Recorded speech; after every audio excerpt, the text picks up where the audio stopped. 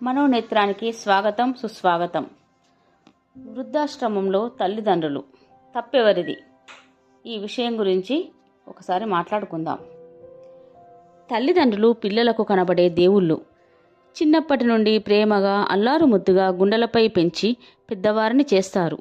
వారి మాటలకు మురిసిపోతారు. వారి సంతోషం కోసం తమ సుఖాలను కూడా త్యాగం చేస్తారు. అయితే పిల్లలు పెద్దవారై ఉద్యోగాలు చేసి వివాహం అయిన తర్వాత కొన్నిసార్లు కుటుంబంలో విభేదాలు మొదలవుతాయి. చిన్న చిన్న అపార్థాలు, అధిక అంచనాలు, ఒకరినొకరు అర్థం చేసుకోకపోవడం వల్ల దూరాలు పెరుగుతాయి.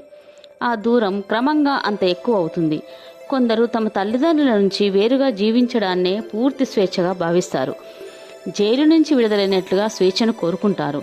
మనిషి స్వభావం కూడా అలాంటిదే. సుఖానికి అలవాటు పడిన తర్వాత తన కోసం ఎవరింత కష్టపడ్డారో కొన్నిసార్లు గుర్తించరు. ఈ సమస్య వల్ల ఎక్కువగా నష్టపోయేది ఇద్దరు, తల్లిదండ్రులు మరియు పిల్లలు. తల్లిదండ్రులు కొడుకుతో పాటు కోడలికి ప్రేమ ఆదరణ అందిస్తే కుటుంబ బంధాలు మరింత బలపడతాయి. కుటుంబం అంటే మధురమైన జ్ఞాపకాల నిలయం కావాలి, కానీ భయపడే స్థలం కాకూడదు. ఇక్కడ ఒక ప్రశ్న రావచ్చు, ప్రతి కోడలు కూడా సరిగ్గా ఉంటుందా అని అనుకోవచ్చు. ఉండొచ్చు, ఉండకపోవచ్చు. కానీ ఒక విషయం మాత్రం నిజం. ఒక అమ్మాయి తన పుట్టింటి బంధాలను వదిలి కొత్త బంధాల కోసం కొత్త ఇంటికి వస్తుంది. కొత్త వాతావరణం, కొత్త మనుషులు, కొత్త బాధ్యతలు. వీటి మధ్య ఆమె కొన్నిసార్లు ఒంటరితనాన్ని అనుభవించవచ్చు. అలాంటి సమయంలో ఆమెను ప్రేమగా ఆప్యాయంగా చూసుకోవాలి. ఆమె కూడా ఒక మనిషే. కొన్ని తప్పులు చేయవచ్చు, ఆలస్యంగా లేవవచ్చు, ఇంటి పద్ధతులు వెంటనే అర్థం కాకపోవచ్చు. మార్పుకు సమయం పడుతుంది. పెద్దవారికి ఓర్పు ఉండాలి. ప్రేమతో చెప్పిన మాట మార్పును తెస్తుంది. అనుమానంతో చెప్పిన మాట దూరాన్ని పెంచుతుంది. అలా అవమానించకూడదు. ఈ ఓర్పు, అవగాహన కుటుంబంలో లేకపోతే కొడుకు భార్యతో కలిసి వేరుగా జీవించాలని నిర్ణయించుకోవచ్చు. ఒకసారి ఏర్పడిన దూరం క్రమంగా అగాధంగా మారుతుంది. తర్వాత తల్లిదండ్రులు దగ్గర కావాలనుకున్న పరిస్థితులు అనుకూలించకపోవచ్చు.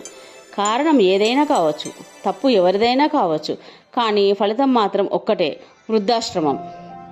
ఇంకా బాధాకరమైన విషయం ఏమిటంటే, ఈరోజు తల్లిదండ్రులను దూరం చేసిన కొడుకు కోడలు రేపు వృద్ధాప్యంలో ఇదే పరిస్థితిని ఎదుర్కోవచ్చనే విషయాన్ని మర్చిపోతారు.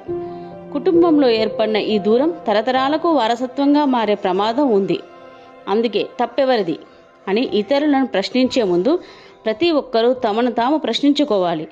తల్లిదండ్రులు ప్రేమతో, ఓర్పుతో ఉండాలి. పిల్లలు కృతజ్ఞతతో, బాధ్యతతో ఉండాలి. కోడలు, అత్తమామలు ఒకరినొకరు కుటుంబ సభ్యులుగా స్వీకరించాలి. వృద్ధాశ్రమాల సంఖ్య పెరగకుండా ఉండాలంటే చట్టాలు కాదు, కుటుంబంలో ప్రేమ పెరగాలి. దూరాలు తగ్గాలంటే వాదనలు కాదు, మనసులు దగ్గర కావాలి.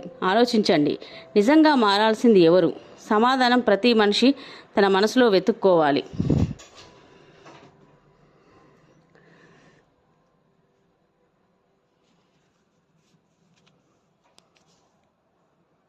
Like, share, subscribe, do comment.